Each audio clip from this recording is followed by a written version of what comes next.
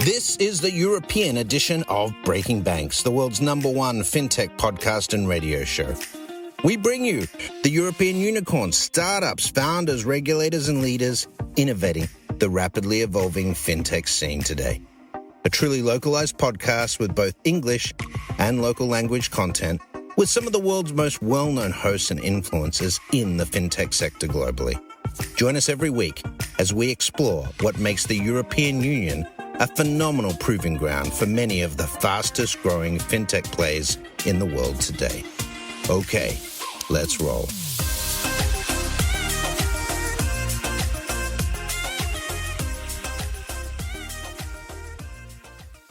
Welcome to this episode 62 of Breaking Banks Europe News from the FinTech front.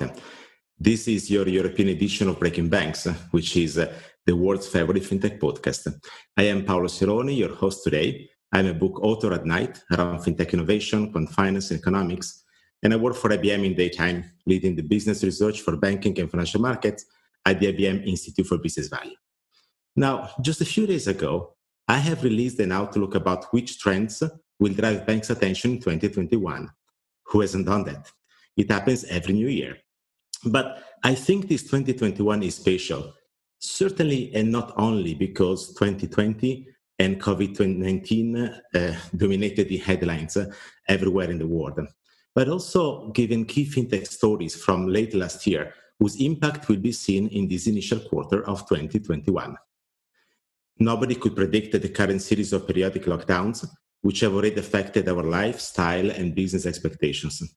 In today's show of Breaking Banks Europe, I would like to reflect on all of this and work on a bridge connecting 2020 and 2021 with a couple of super guests, which I'm about to introduce. With their help, we will identify some concrete examples of things, we can call them signals, that indicate how the financial services industry will change going forward and how technology can help in the game. We will certainly focus on latest FinTech news, such as the missed IPO of Ant Financials and what the Chinese regulatory action on big tech means for FinTech in general. We will try to figure out what happens in the world of small businesses worldwide and their reliance on banking, on government guarantees, on FinTech offers to survive and possibly emerge stronger in the post-pandemic world. And above all, we won't forget to discuss the value and the purpose of innovation. Because in this uncertain world facing faster than ever digital adaptation, we cannot forget the industry and the FinTech need to be more transparent and ethical. Therefore, it is my pleasure to introduce the guest. I welcome Theodora Lau, a friend and the founder of Unconventional Ventures. Welcome, Theodora. Thank you so much for having me, Paolo. It's always a pleasure. And I'm also happy to welcome Tony Fish, an expert of digital data and the managing director of AMF Ventures. Thank you. How are you? Thank you, Tony. I'm fine. So we have one guest from Washington and one guest from London. And you can tell from my accent that I'm Italian, here based in Germany. So now, so much has been going on last year, and we expect a big impact on the banking industry this year, as well as the FinTech ecosystem. Not to mention the problem that everybody in the economy is facing. I was just reading an article this very morning that highlighted the fact that the major global banks did not add much in terms of lending outside the government guarantee programs. But they also highlighted that there was a mentioning of the Federal Reserve in the US that less than 50% of US SMEs have actually accessed the banking in order to increase and raise capital, which means that there is a large part of the business community which is already using alternative offers. Is this making an opportunity for FinTech? Is it just another problem which is about to explode for the corporate world? So what do you think about the difficulties that small businesses are facing at the beginning of this year, given what happened last year? Well, I was going to say, I think Tony had a few viewpoints about that. I think small business, as we have predicted, they have fared the worst in the last few months. And I think unless the economy can start to open up, at least in the West, I think they're still going to run into trouble. Now, one of the things that we have noticed and has been talked about also is the small business, right? The solo entrepreneurs and whatnot. They are the ones that are hurting the most, especially the ones that are from entrepreneurs, people of color, because they traditionally lack the relationship that they would have with the larger incumbent banks. And as such, it will be harder for them to secure credit. So if we're looking forward in the next, I don't even know, this year never seems to end, or last year, I think we're bleeding in, or shall we say having a hangover from 2020. I think this will be definitely a sector focusing on the smaller businesses, or we say in the US, the Main Street businesses, and getting them back to where they need to be. Because in the United States, and as well as worldwide, small business, micro businesses, they are the backbone of the economies. So, Theodora, we were all making an effort in the last years to understand how FinTech could help reduce inequality and building better financial inclusion. It seems that the COVID outbreak has actually accelerated and made the problem even worse, which means we might need to have to make an even bigger effort to mend this situation. I would totally agree with what you've said. And I think there's just the wider aspect which comes along, which is we still have, Basel III compliance. We have a pile of rules and regulations around the banks, which says, lend in this particular way. We don't seem to have gone back to ask the question, which says, is that framework the right framework to encourage lending to the SME? Because they're just applying that framework to say this is why we can't lend, as opposed to why we can lend. And then we've got the investors side, who are effectively the shareholders, who have the stewardship codes sat behind the banks themselves, who are, reality is our pension funds, and pension funds need the dividends that come from the banks, and therefore they want them to deliver a stream based on margin, which is based on lending. And at the moment, the pensions market is creating a bit of a problem for some of those investors who are saying, look, we're going to hit our own problems based on rules and regulations. So yes, we see it as there's a difficulty in lending to the SME, which is the reality of people being able to feed themselves, and people of colour ending up facing issues because they haven't got those relationships. But the massive, I suppose, iceberg that sits behind that is that there's a whole pile of rules and regulations which we carry on hanging to, which we're not actually questioning yet, which I think in this year we need to question it more than ever. So a few cases of race-driven inequality were highlighted by the press last year. And that's not just about credit, it's also about wealth management. I believe, Theodora, you were indicating a few days ago to me some interesting news, unfortunately, about the wealth management business and the situation of Hispanics. Yeah, actually, it's multifold, and it seems like we're living a Groundhog Day. There are multiple fronts, right? First, if we're thinking about inequality, wealth inequality, it's not just about lack of access to vehicles to accumulate wealth. It's also from a lot of systemic, how the systems has been running against the Black and Hispanic communities in the United States that prohibit them or make it so much more difficult for them to accumulate wealth. And as such, if we're looking at beyond wealth management, the lack of, for example, wealth advisors who are not white and not guys or gentlemen, we're also seeing racial disparity in, for example, banking fees, right? Just because of the fact that you have less money in the bank, you have less access, you ended up having to pay extra fees because you didn't hit the minimal, you have to pay extra fees because of services you have to do, or worse, there are communities that cannot get access to banking because of where they live or because of, the jobs that they have, right? We talk a lot about future of work. We talk a lot about how the future is gig economy workers. But what we didn't pause and think about is with that demographic of people, the way you earn money is different. Mm-hmm. And it's very uneven. You have a lot more irregularities, if you will, when it comes to when you get your paycheck. And in different things that you have to think about, for example, managing taxes, managing your expenses, and all of those, that doesn't fit into a traditional framework, shall we say, in high street banking. And I think that if we're thinking about small business owners, we're thinking about how do we help close the gap in wealth. I think those are areas we need to think about. How do we change the model? Just like what Tony is saying, lend to different people, think about different metrics and framework that you can use.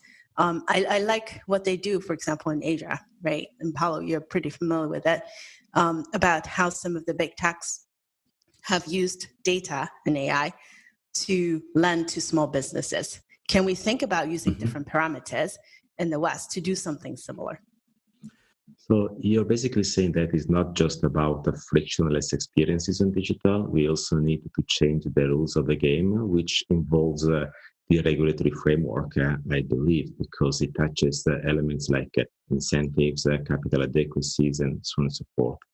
Now, looking at the daunting problems of our planet going forward, this type of thinking was, if you like, adopted or accepted for some elements like the problem of the environment. We can think of the ESG, where typically the carbon footprint is one of the dominating factors.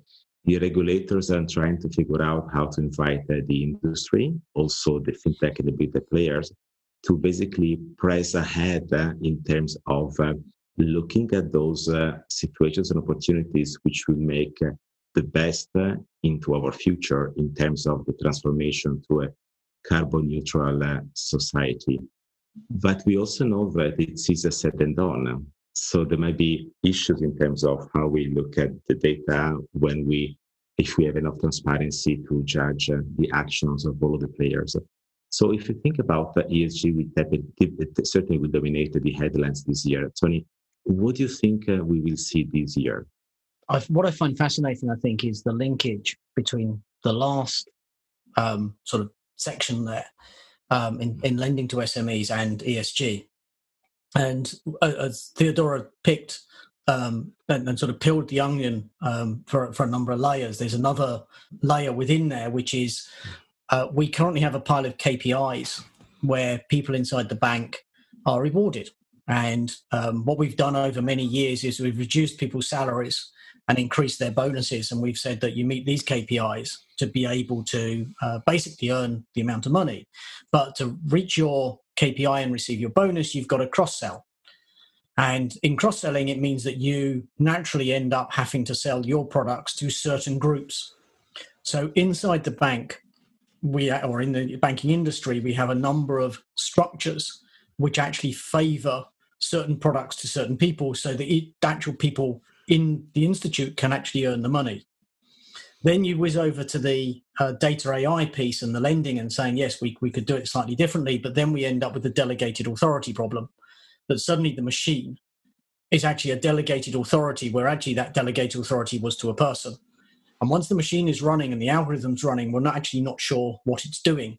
So we now have a delegated authority, which is almost like a Nick Leeson, which is just going to go and do its own thing based on its certain parameters, which we haven't really thought through the implications. So as you peel the onion, a number of sort of factors, you then get to this ESG and carbon neutral. And on one of them, it says, how are we performancing people inside the bank, in from the investment bank to the payments to the savings, which says, how are you incentivized to make sure that those decisions are aligned to ESG, which we saw with the Apple announcement, but I can't wait to see how that executive pay for ESG actually comes to the fore. But then we hit okay, let's go and enable a data and an AI system to make a decision which says we will back ESG based, but under what delegated authorities it's going to make its decisions, under effectively whose purpose, whose principles, and whose values. And we haven't had that enough of a discussion. In 2021, we kind of have to have this discussion, but we don't want to, because reality is the very people who should have it are the very people who are paid by the system. We don't want to have that conversation. So it's great we're in breaking banks, because kind of like the next breaking piece is this piece of the conversation to me. So, Tony, it seems that we are trying to shift from an economic system and therefore business models which are focused on outputs, that means selling that number of products or services, into one which is about outcomes. That means achieving some goals and doing that in terms of a higher purpose. But that means that we need to align everything in the game, starting from the theory and therefore down to the business model. Now, currently, we may not compound that much the long-term impact because everybody looks for the short-term performance. So there's a lot that has to be done in terms of looking at data differently and then providing the right insights on people to really understand if what corporations are meaning and say they do will effectively result into a meaningful impact in the development of society and our planet. So Theodora, Paolo, you hit exactly an absolutely fundamental theme which has to be exposed, which is, yes, you need the alignment, as you said, towards the higher purpose. But suddenly what that means is you have an ecosystem, and we're moving from supply chain, where you could have all the pieces of data, to an ecosystem of data. And the fundamental issue is that in the old system, we managed risk in a particular way, which was a supply chain. We're now moving into an ecosystem risk, where if we take our insurable, manageable, knowledgeable piece that we manage risk by, unfortunately, what's sitting in your risk profile and my risk profile may be one on different ontologies, but fundamentally, it won't appear until we align the data sources. So we have emergent risk, which only exists in this new data system as we try to align, which again is a topic which we're kind of not exposing in the finance industry. We're kind of like ignoring it in hoping it will go away. So Tony, I want to put this topic on hold because I want to start at the second half of Breaking Banks Europe, talking about the new risks which are emerging from this different way of working and operating on digital. But before we get there, I would like to get Theodora's point of view about the ESG problem and therefore the usage of technology, of data and AI, so the whole FinTech movement around that in terms of addressing this problem in concrete ways. So what's your point of view for this year, Theodora? Are we going to see something new about that? We see first realizations of our ambitions? I think whatever I'm going to say is some people are going to largely disagree with that. But here's my take. I think it is beyond time that we start to make changes. I think it's also beyond time that we start holding organizations responsible for their actions, right? We've talked a lot about how we need to do better and how we need to change. And from the Black Lives Movement from last year, for example, you see corporations dropping $100 million here, $100 million there. But if you put that in perspective, though, what is that? It's less than their PR budget and marketing budget. It's not real change. We need real change to get to even a close to even place, right? I'll give you a stat, and I read that last year, and it was dumbfounding. It is from Oxfam. Now, granted, it's a year ago, which means that the stat is probably even worse now today. It says the world's 2,153 billionaires have more wealth between them than 4.6 billion people.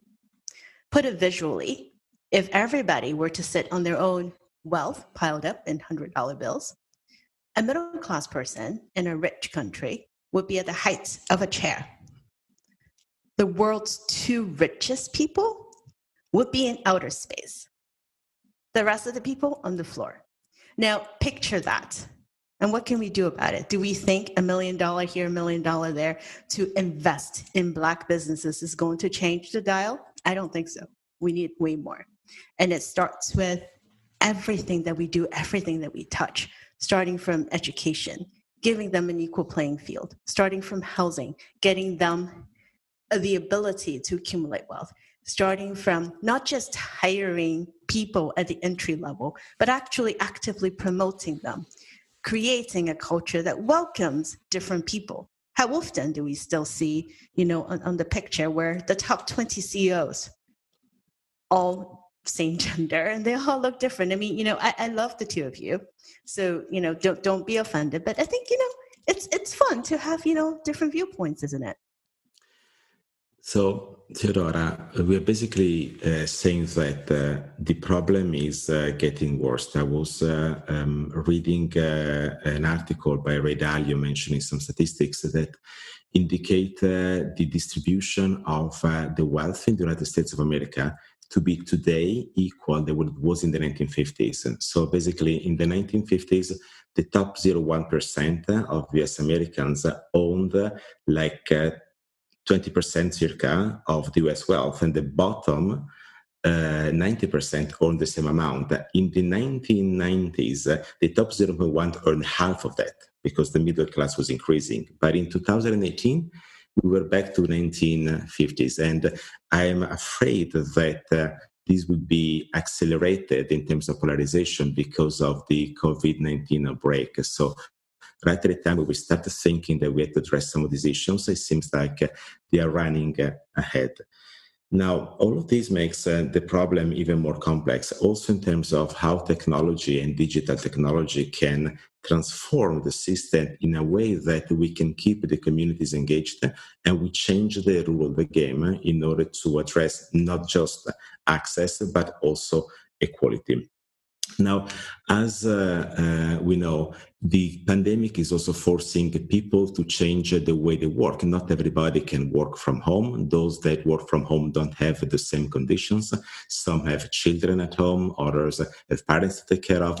So it's becoming very, very complex to make sure that there is a common level playing field for people to participate into the economic development of our society. And I want to get back to this in the second part of Breaking Banks, because we want to highlight all of the changes which have been happening in our daily life and in our business life that also touch upon the problem of data on a digitally accelerated adaptation in terms of new risks that we have to look at to make sure that we stay resilient in the post-pandemic world. So I invite everybody to stay with us. We have a little break and then we come back with Tony Fish and Theodora Lau.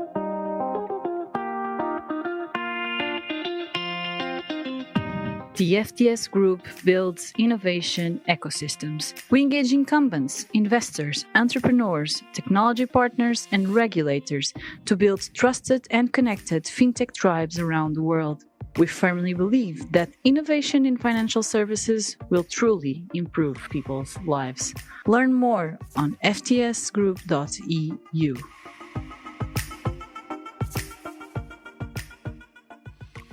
Welcome back to Breaking Banks Europe. This is episode 62, News from the FinTech Front. We are here with Tony Fish and Theodora Lau discussing what has happened in 2020, what will happen in 2021, with a special focus on the transformation of work, the transformation of society, the problem of inequality and purpose, and what technology has to do with that. As you can see, we are all working from home today because of the pandemic. We are going through more frequent and long-lasting periodic lockdowns, and this is complex for many of us. Not everybody, by the way, has the chance, such as we do, of working from home. This poses personal challenges as well as security challenges in the way we look at the data problem, as everything that we do is more and more happening on digital. And I would like to start from this consideration and ask Tony his point of view about 2021. We know what cyber risk is, and what we know about that is that that is ever changing. As society changes even faster than expected, is cyber risk and fraud security changing at an accelerated speed?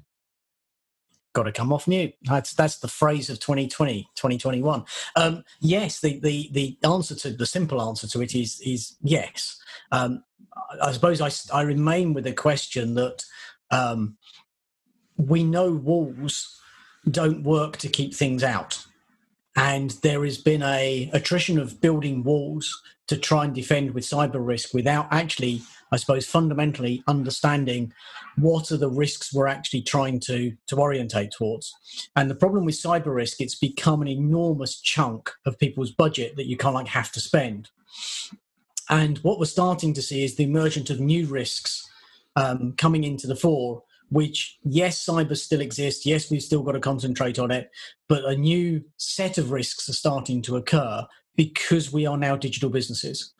And what effectively the risks are is that the data is dispersed. And because data is dispersed across an ecosystem, no one player can see the full extent of risk. And what we used to have, before almost March 2020, was that we had this great philosophy that we do is we massively integrate into long supply chains. We then discovered during the pandemic that great supply chains in pandemics aren't as great as we suddenly thought they were.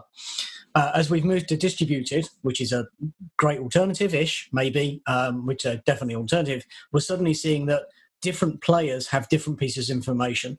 And because they're unable to share it in a single ontology and no one player knows everything, we've suddenly got new risk emerging, which actually nobody can possibly see. So at the moment, it's called quantum risk for exactly the quantum idea, which is it's only there when you observe it.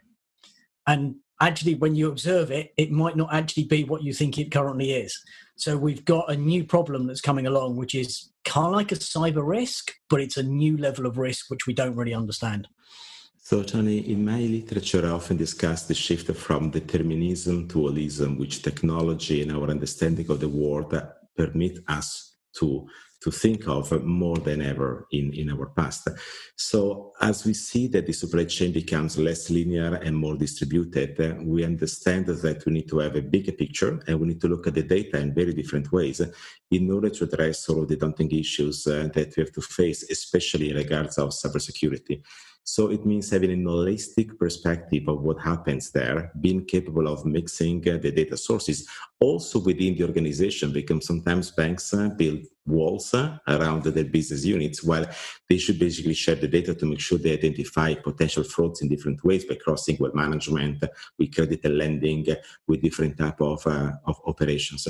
So I agree with you that we need to make sure that as we change the business model, we follow, if not anticipate that, with a different perspective on how we use the data and technology to facilitate the business model, because cybersecurity is a fundamental mechanism that enables business models to be created. It's not something that is plugged there for compliance or for the gigs. Without that, the business models cannot be generated. So, Theodora, what do you think about this need of seeing the world of data in broader terms, instead of looking at silos isolering as we are typically used to do? Yeah, it's interesting. To Tony's point, let me say that before I forget. I think the one good thing I can see coming out from working from home is that you won't see people with their passwords on the sticky note next to the monitor, which people still do, by the way. So at least it's safer there. When we're thinking about more people working from home, looking broadly, I think the one thing that do concern me is about the fact that if and when we do go back to the office, right, I would wonder how many empty desks we're going to see where women used to sit. And I'll go back to the point when we're thinking about the impact of the pandemic on different people in the population. One of the ones that got impacted the most are women. Because case in point, I have 2 little kids at home. They have been in virtual schooling since March of 2020. We are literally going to be in the house the entire school year. Someone has to watch over them, right? So who typically picks up the tab when you have to watch your little kids? And it's not just about being there for them. It's tech support, it's helping out, when they have questions in classes and what have you. And then I am one of the lucky ones who have flexible hours. I can work whenever I want. But what about the ones that can't, right? So if we look at the stats, for example, alone in the month of December, 100% of the job loss in the United States were attributed to women. So when we think about recovery, how do we bring different people back in the workforce? It almost feels like the pandemic and the new way that we work has an outsized impact on the progress that we've made in terms of gender equality. And that points a lot to when we're thinking about, as businesses, what does this do to our ecosystems? What does that do to innovation? Now, on the positive side, since we're still a new year, what it enables us to do is to have different workforce in different localities, shall we say. There's a lot of talk about people leaving New York City, people leaving San Francisco, and staying where their parents are, or going to smaller local communities. And I hope what that does was the distribution of workforce is also a redistribution of talent, enabling different local economies to grow and to foster, and perhaps that could be one of the pathways towards future equality.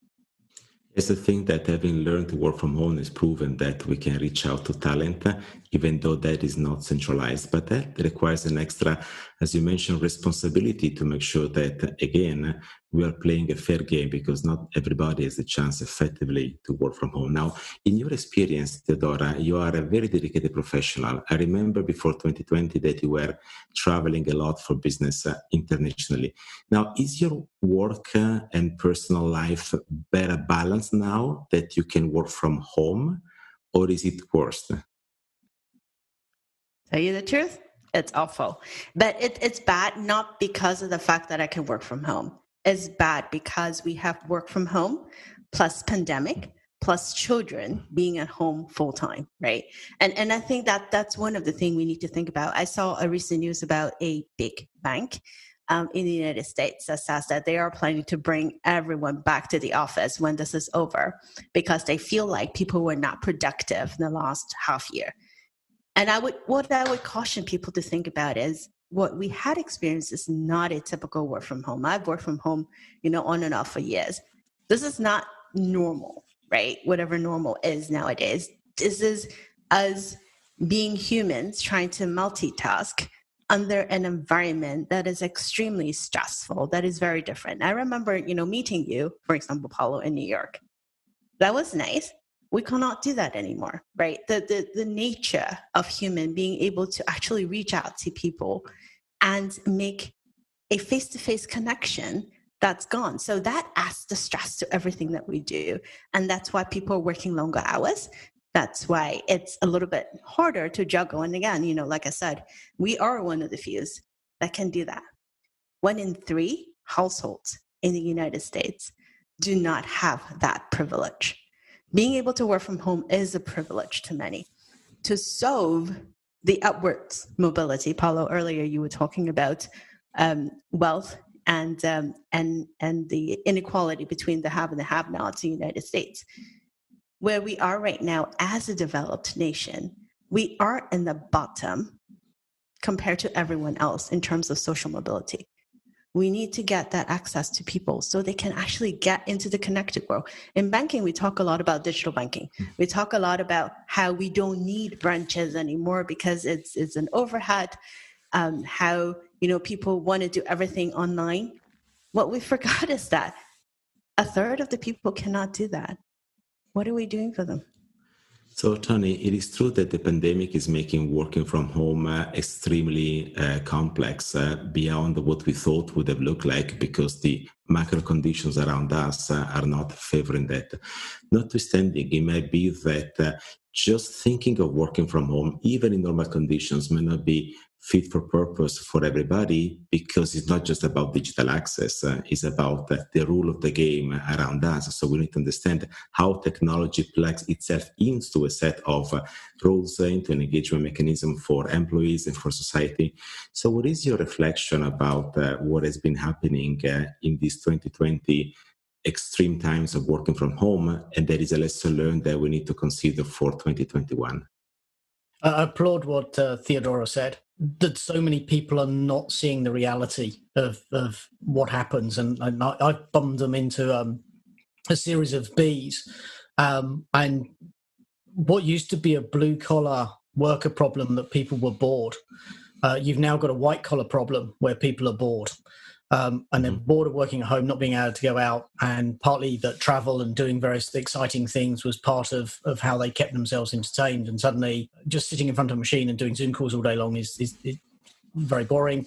You've got the burnt out, and they're burnt out for a variety of different reasons, from homeschooling to this, to actually being one parent family in a one-bed flat with no outdoor space, which actually takes you from the burnt out into the breakdown. So along the whole series of this, we start to see the mental illness issues coming along. We're also speaking as, the parents of the children. My daughters are 26 and 22. They've got a whole different pile of issues. That they've lost society. They've lost connectedness. They've lost bondedness.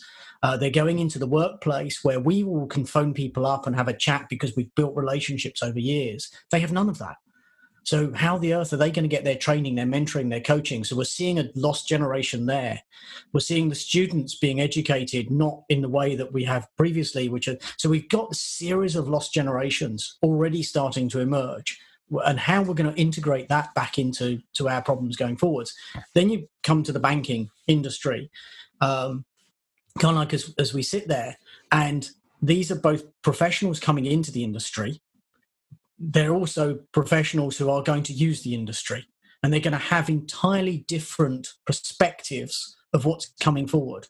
And I think that's, to me, the interesting part of this learning that we have to take away, that we've, for so long, people have been quite regimented in how we've segmented the markets. And suddenly what this has done is broken that apart.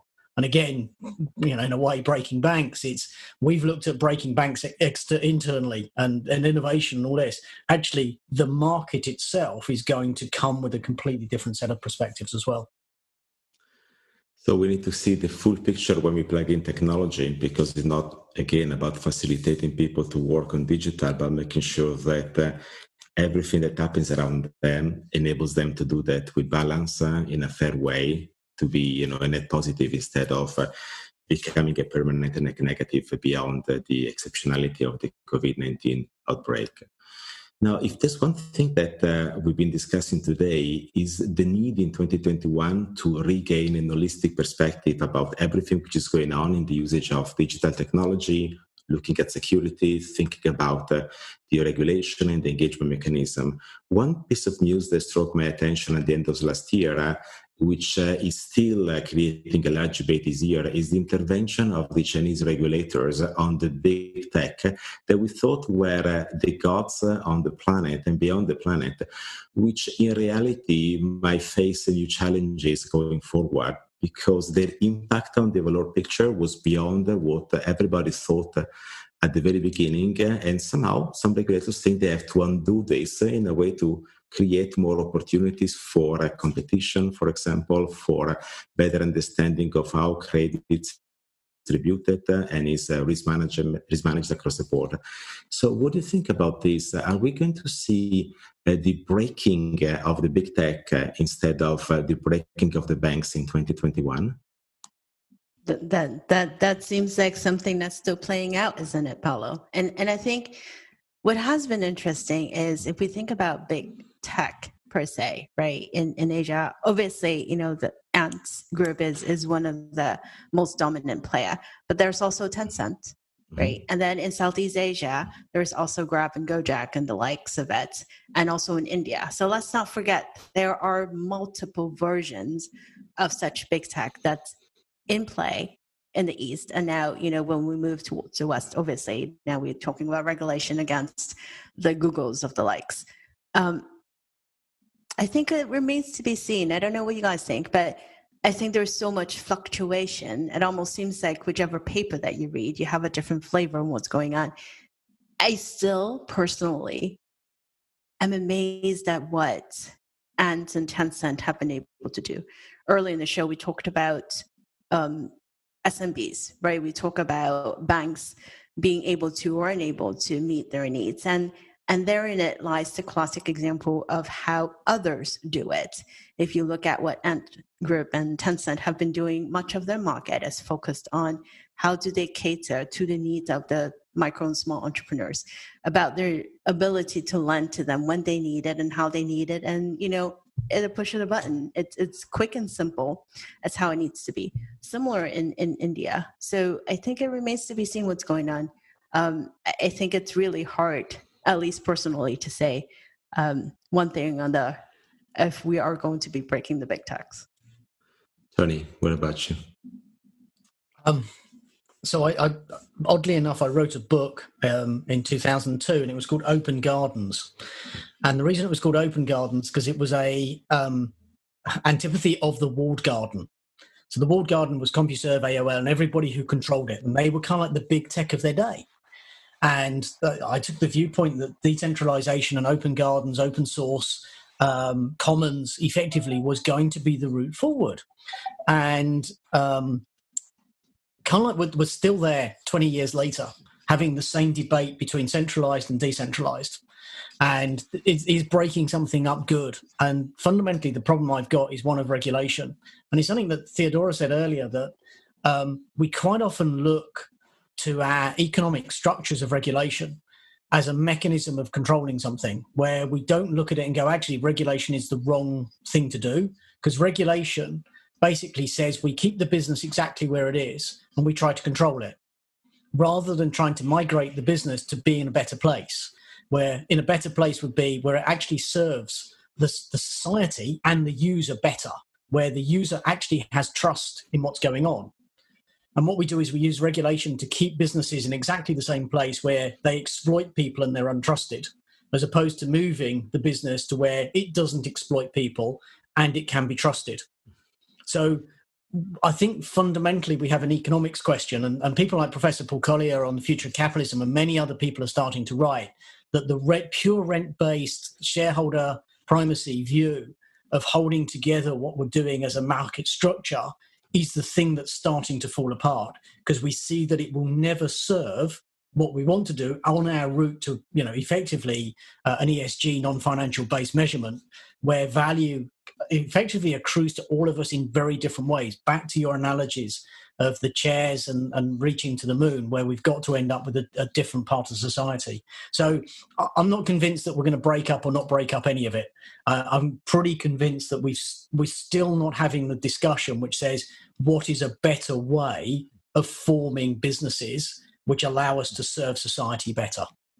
So, Tony, I like to think that the world can be divided into three macro areas without forgetting anybody. The United States of America, where technology is born, and digital technology in particular, knowing that the Chinese, for example, are becoming extremely competitive. But if you can go back like 10, 15 years ago, that's where it all started, in Silicon Valley. Then we have Europe, where regulation is typically born, and it is important. Is there because we need to harmonize the European countries, but also in the intention of protecting the final consumer and the final investor. But then China, India, Asia in general is where the business models are born. And we see that every day, thinking about the success of the many companies, some of which Theodora just mentioned in her previous comment. Now, in all of this, I want to point the finger to regulation, as you mentioned, thinking about the problem of privacy and the problem of trust. That is something that you touched upon in your previous response. Now, we've got the GDPR. We might have on the other side, Facebook wanting to become a payment player in the digital world. We have a new set of rules affecting the way data is shared and consumed on WhatsApp. And there are people that are not necessarily happy about that. So we have a problem here between the payment solutions, the fact that the reward might not come from transaction but come from data, and the need of respecting and protecting the privacy of individuals to make sure that the game is effectively fair, not just convenient. So what do you think is going to happen in the world of digital payments in 2021 and going forward? That's an interesting question. I think let's step back a little bit and talking about the privacy and the data issue that you were talking about, right? And I think there is a slightly different sentiment between the continents. I wish we have what you guys have in Europe. Because in the US, it almost seems like, yes, consumers may be aware of certain data privacy issues. They may be concerned, but they will still skip through everything and they still go ahead and use Facebook and WhatsApp and what have you, right? Look at everything that social media and all these companies have done for us in the past few years, and look at how many people they still have on the platform in the United States, given everything that we've had. I almost feel like the backlash, if you will, with regards to WhatsApp was more so, oh yeah, okay, this is happening, but we are getting different reactions from different people in different locations. And let's not forget that I think, isn't it recently, Reliance is talking about putting GeoMart in WhatsApp. And those are two big players in India. So, yes, people may be concerned about it, but are they concerned about it to the extent that they'll actually do something about it? I think it's different between different regions, not saying right or wrong. And in terms of payments for this year, I think it's going to be really interesting. What we're starting to see is not just different fintech companies bundling, doing, adding a checking account here, adding a different feature here and there, but more so they are moving vertical. I'm trying to figure out a good word to say it. Where, for example, you'll see different players branching out to different things that they do and doing different parts of the chain. I think that's what we're going to see more this year. It's going to be busy. How much money have we raised this year so far? I think $1 billion in just the last week. Tony, what is your point of view about data privacy and trust? Yeah, probably way too much for a tiny little segment. We haven't got a clue is fundamentally the problem. And part of the problem is we don't have a framework for us to actually talk about the differences that we all have.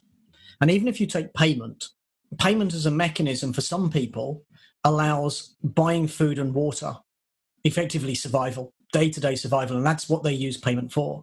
For some people, payment is buying ridiculous levels of luxury, to exquisite boats and various other parts that they want to go and buy in aeroplanes. Everything that we do to get to work so that we can have an economic value, we need a payment mechanism, from paying for our train, for our bus, for our food, for lunch and everything else, ignoring B2B, just the consumer at the moment. And then as a society, we use payment for giving to charity, to help others. So we have this sort of metrics of what I term peak paradox, where actually payments used for everything. What we're starting to see is payments orientating to one of those paradoxes. So if you need payment to survive, you're trying to find a provider who will help you have a stable payment mechanism so you can survive, which is different to luxury, which is different to doing it for charity. The question exactly which Theodora picks up, which is this issue of bundling. It's where you've actually come out with a product where you've orientated it to a particular paradox, but you now try to bundle it with savings, with investment, with something else, or even borrowings, with mortgages. And suddenly there's a conflict. And the user gets that conflict and goes, do you know what? I need two different payment mechanisms to deal with that personal conflict. And this is what I suppose the finance industry really hasn't understood. They've gone, oh, payments is everything.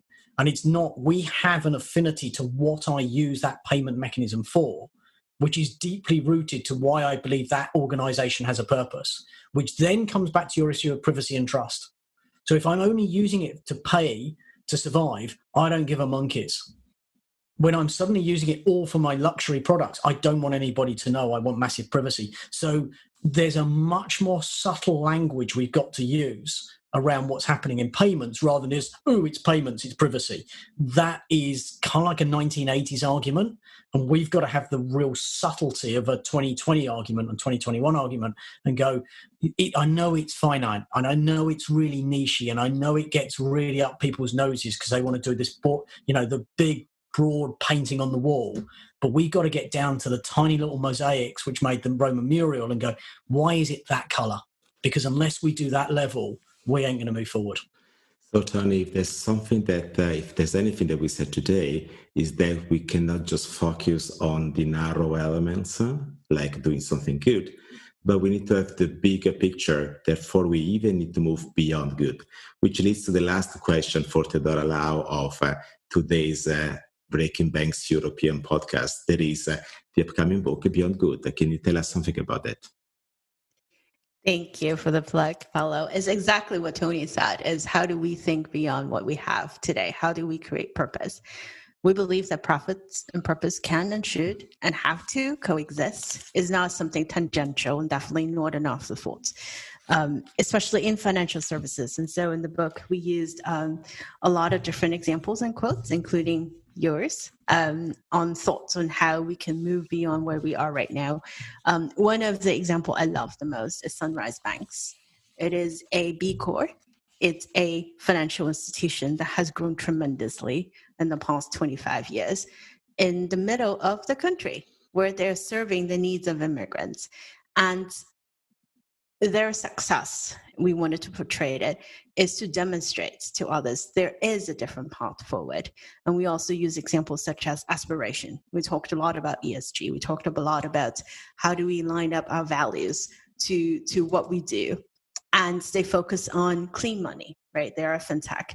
And so what we're trying to do is not dictate how the future needs to be, but use these examples as a way to show people there is a different way, there is a better way, because that's our future. Theodora, thank you. Your thoughts are very welcome. So the book. I also thank Tony Fisher as he stayed with us for this 60-second episode of Breaking Bank Europe, which is news from the FinTech front at the beginning of 2021.